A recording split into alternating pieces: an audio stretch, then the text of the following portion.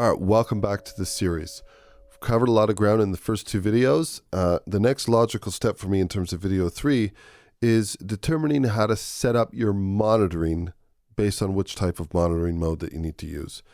So if we put this into context of modern DAWs like Pro Tools or Studio One, in my mind, there's basically only two different ways that things work.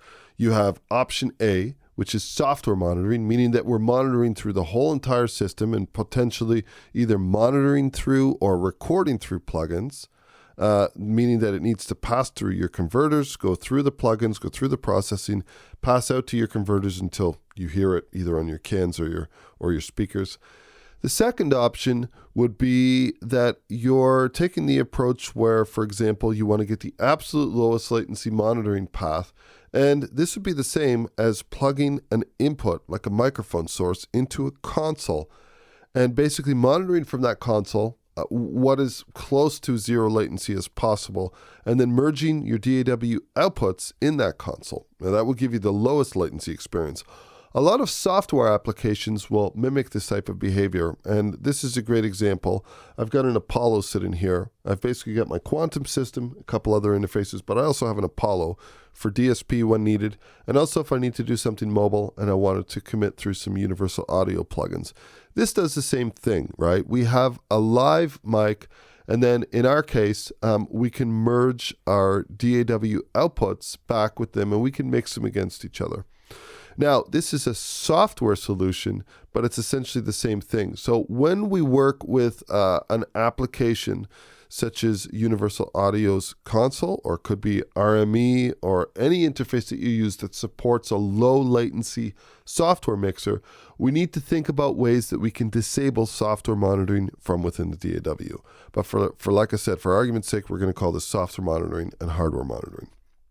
Now, let's take a look at this from the Pro Tools perspective. The first thing we're going to look at is software monitoring. I've got my playback engine set to the Quantum system right over here.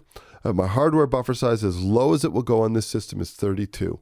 Okay, let's not take into account anything further past this. Pro Tools supposedly has a dual buffer system that will allocate resources to that and allow me to stay as low as possible. So now, when we have our track set up, I just need to make sure that it has an input that's enabled, and then I can either track input monitor this, or I can record enable this. So if I click input monitoring, I'm going to switch over my monitoring over here. I'm hearing my voiceover happening through here, and I'm monitoring this in real time. Now, regardless of whether I'm in stop mode, or if I'm playing, or if I'm recording, in this case, nothing is record enabled, but we could attempt to do that. You can see no tracks are record enabled. What's happening here is I'm able to hear my live input at all times. So this is what happens when we use the track input monitor mode. Now, what happens if we use our track record enable? When we record enable this track, the default behavior in Pro Tools for software monitoring on an interface such as this, keep in mind, this is not, with low latency monitoring not enabled, is that we have what is called auto input monitoring. It's a dynamic type of monitoring mode, also referred to as tape style. We'll come back to that in a minute, where basically when the transport is in stop mode, I'm hearing my live input. If the transport is in record mode, I'm hearing my live input, and I'm actually recording this over here. And if I push stop, if I was to play back and I was talking, it's going to play back what was previously recorded.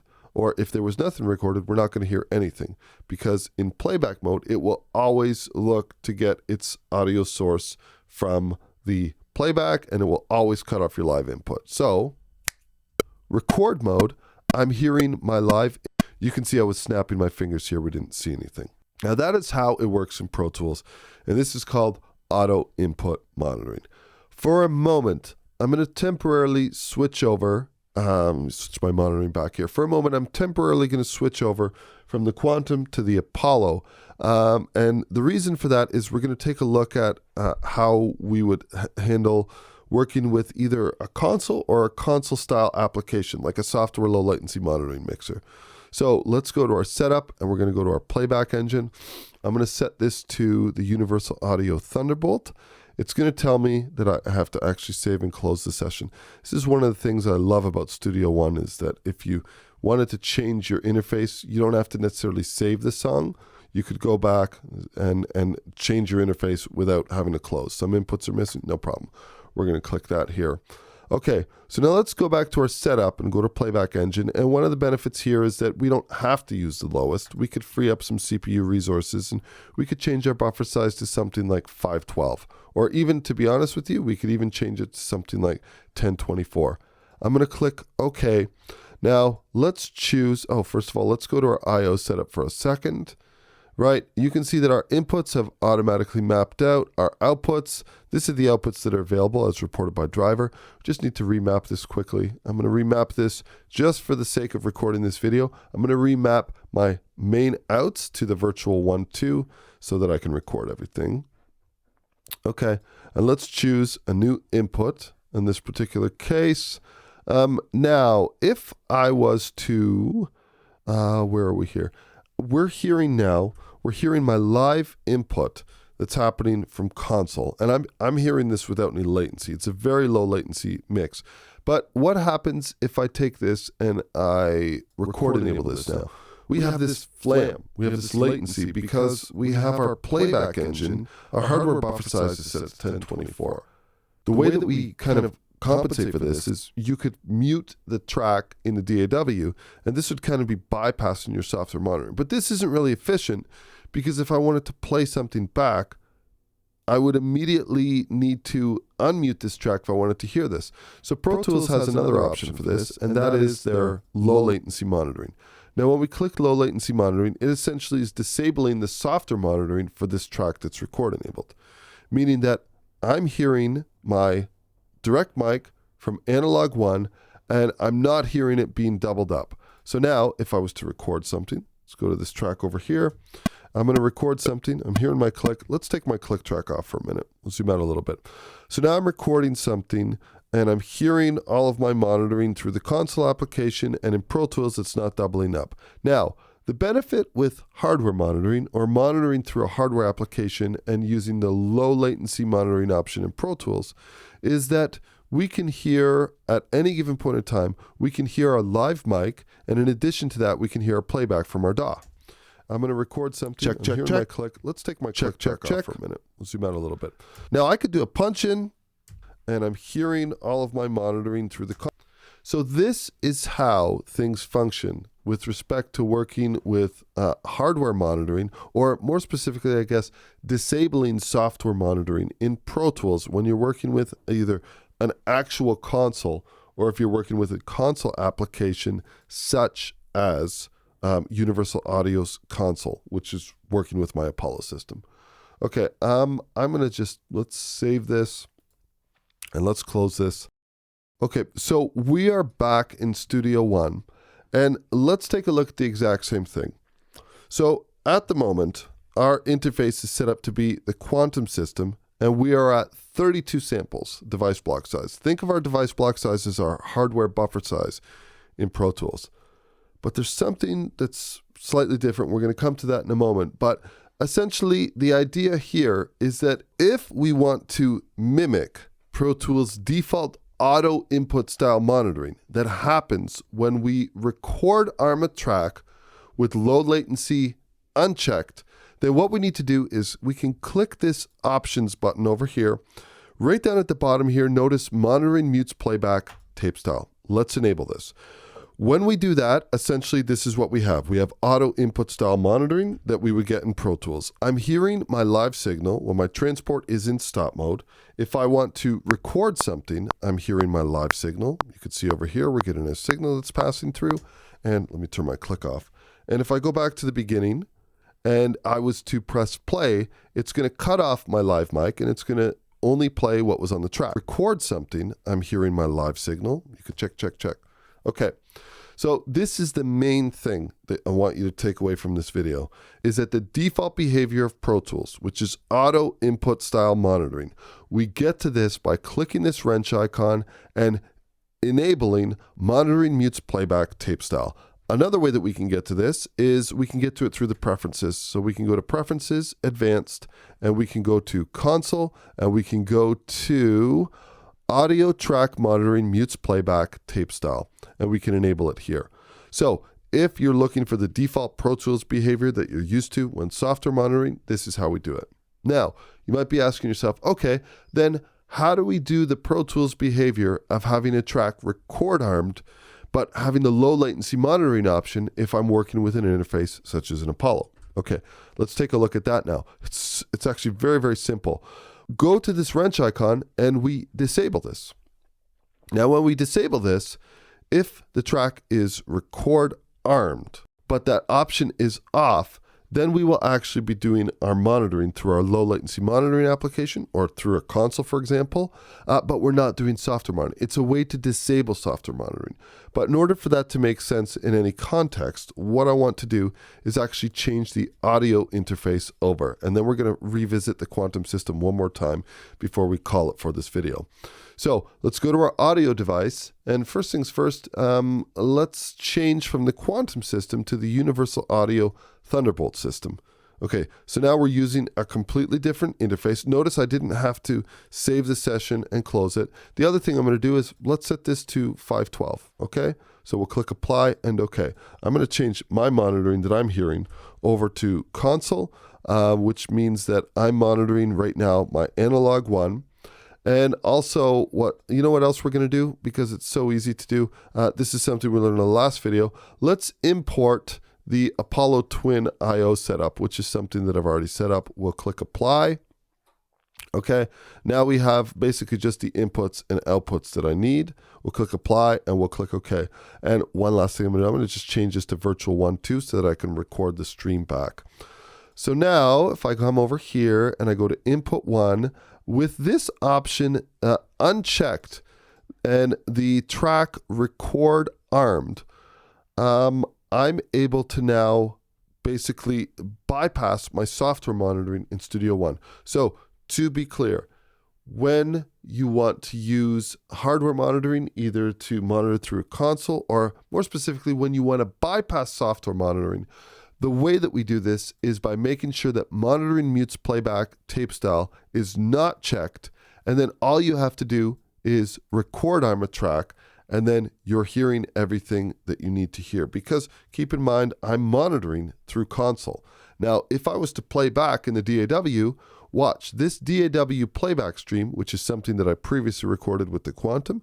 This will actually show up. I have it set to show up in Virtual 1.2. Watch this. Record something. I'm hearing my live signal. You can see over here, we're getting a signal that's passing through. Check.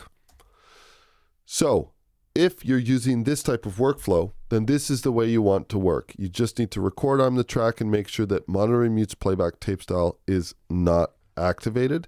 And then this is the equivalent of bypassing software monitoring, or the equivalent of, in Pro Tools workflow, record arming the track with the low latency option enabled. Now, before we go, I do want to take one more look at things. Okay, let's go back to 32 samples. And also, I'm going to switch this to the Quantum system, and we'll click OK. Okay, now I'm going to record arm this track over here, and in order to hear it, we also need to make sure that tape style is enabled. Oh, wait a sec. Let's first of all reset to default. Do you want to reset your default? Yes. We'll apply and OK. And now we'll set this to input 1. And we'll record arm this. Okay, so now we're getting that what we're used to in Pro Tools is auto input, because we have tape style monitoring enabled. When we record arm the track, we're hearing it regardless when our transport is in stop mode. I mentioned that Studio One's native low latency monitoring system is completely different from Pro Tools. Let's take a look at how. In Pro Tools, the low latency mixer, let's say for sake of this video, the purpose of that is to bypass software monitoring. It also has to do with the amount of latency on the plugins and not allowing too much into the monitoring path. But for now, let's take a look at how Studio One's low latency monitoring system is different. If I open up my preferences, notice that my audio device, my device block size is 32 samples. Now, I mentioned at the beginning of this video to think of this as the Pro Tools hardware buffer size equivalent. Now, the reason that I mentioned something about Pro Tools dual buffer system in terms of the playback buffer versus the record buffer is because we have this processing tab in Studio One. And in this case, we actually do have full control over how powerful or how robust our playback buffer is. So for example, this is done by different degrees of protection, protection by dropout. So I could say, okay, I want to have a low dropout protection level. This will give me a process block size of 128 samples. I could say I want it to be medium. I could say I want it to be high. And as you can see, as we change through these different dropout protection levels, we actually see the resulting process block size. But one thing I want you to take away from this video is as I scroll through these different figures, I want you to take a look at the low latency, round trip latency in the low latency path. When I change my dropout protection level to either less or more, notice that we're always getting a solid 2.5 milliseconds of round trip latency, right? If I'm in the low mode, 2.5. This would be like, I guess, having Pro Tools in 128, it's 128. If I go to medium, it's 512, but this doesn't change. Even I could go up to maximum 2048 samples in terms of having a process block size of 2048, but at any given point in time, with our low latency monitoring enabled, this doesn't change. It always remains 2.5 milliseconds. Now, full disclosure, I always leave this set to medium. For me, I set this to medium and I leave it alone, and I always leave this set to 32. But another thing to point out is, let me see if I can change this. No, I can't while I'm here. We actually have a lower option than 32. I can go 16 samples. Now, when we're at 16, it shows you the input latency and the output latency here. We have 0.5 milliseconds of input latency, 0.67 milliseconds of output latency. Now, the green Z or the low latency or the native low latency figure that we see here, it will be this input plus this output plus a little bit more, because it's basically adding a little bit of a buffer and it's protecting you from clicks and pops and stuff like that. But now, I mean, take a look at this. We have our system set so that it is set to a device block size of 16 samples, and our round trip latency is 1.5 milliseconds. Now, the idea with this system is it's very easy to activate. Just activate just over here. You enable low latency monitoring, and that's it. Now, this can function whether you're monitor mode or record armed, or whether you're deselected. And the idea here is that even if you're playing back a bigger session with lots of tracks and plugins or virtual instruments, that this is going to function regardless, that you're going to get really great performance of this on a native system. Now, the last thing I want to kind of bring up here before we move on is that if we take a look over here, notice that in addition to having our audio setup be 1.5 milliseconds of round trip latency, also notice that our instruments have a low latency figure as well. So this is something over here. So we could set this to 64, for example, or 32. And notice that our instruments have a low latency figure. And as we change our process bias, which is, again, is our playback buffer, we could change this to high. Notice that this particular figure, that doesn't change. Now, when we talk about instruments versus audio, keep in mind, as we learned from the last video, if I was to take this and drag it in, notice over here, we're going to click the Instruments tab. We have the ability to activate or deactivate our low latency monitoring for our virtual instruments or for our audio individually. And these figures over here, if you're ever wondering what the figures are going to be, you just need to open up your preferences, and you're going to be able to see the audio round trip latency based on these settings, 32 samples, and we can change our dropout protection.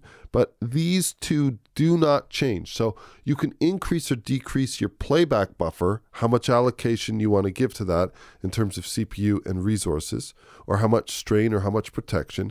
But then your device block size, you can always set this, and you will be able to see that these two figures will remain solid.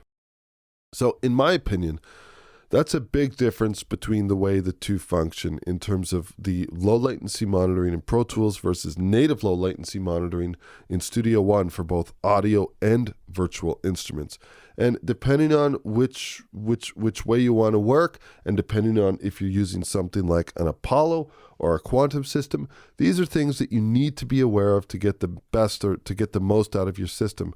Because like I said, you can very easily swap over workflows if you need to, and it all depends on this one setting over here: monitoring mutes playback tape style, and having your track record armed or monitor enabled and record armed versus just record armed if you want the auto input style monitoring, and then how to basically disable your software monitoring by just unchecking this when you need to. And this just depends on what type of workflows you want to use, whether you need to monitor through plugins or things, or whether you need to use different setups. I think it's a really good thing to be aware of in terms of how to use these. That's it for this video. In the next video, we're going to dive into some very basics in terms of editing, some of these different editing tools, how to use them, and then we'll actually start getting into more practical applications of things. So we'll catch you for more in the next video.